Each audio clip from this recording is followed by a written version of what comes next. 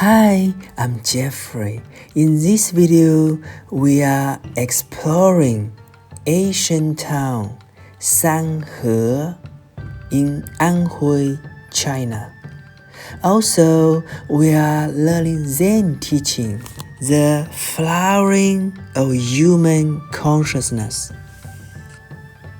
One morning, just after sunrise, the first flower ever to appear on the planet opens up to receive the rays of the sun.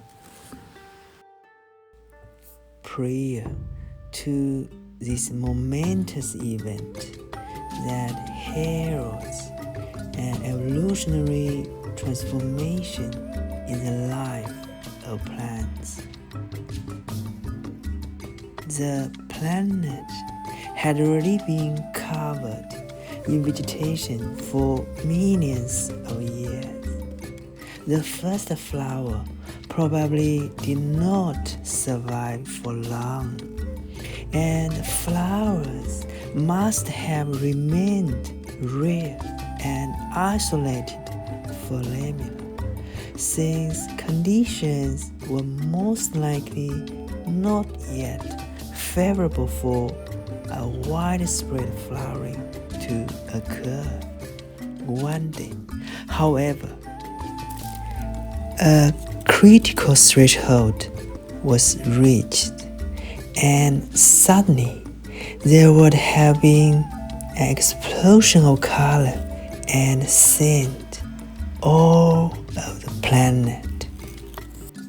Much later, those delicate and fragrant beings we call flowers would come to play an essential part in the evolution of consciousness of another species. Humans would increasingly be drawn to and fascinated by them as the consciousness of human beings developed. Flowers were most likely the first thing they came to value that had no utilitarian purpose for them. That is to say, was not linked in some way to survival. They provided inspiration to countless artists and mystics. The Buddha have given a silent sermon once, during which he held up a flower and gazed at it. After a while, one of those present moments, a monk called Mahakyapa began to smile.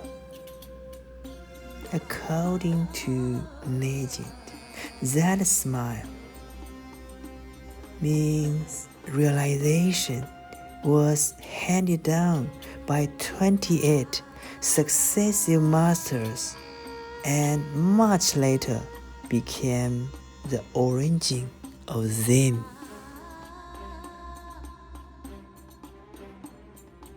Seeing beauty in a flower could awaken humans, however briefly, to the beauty that is an essential part of their own innermost being, their true nature. The first recognition of beauty was one of most significant events in the evolution of human consciousness. The feeling of joy and love are intrinsically connected to that recognition. Without our fully realizing it, flowers would become for us an expression in form of that which is most high, most sacred, and ultimately formless within ourselves. Flowers more fleeting, more ethereal, and more delicate than the plants out of which they emerged. Words become like messengers from another realm, like a bridge between the world of physical forms and the formless. Their Lord only had a scent that was delicate and pleasing the humans, but also brought a fragrance from the realm of spirit, using the word enlightenment in a wider sense than the conventionally accepted one. We could look upon flowers as the enlightenment of plants.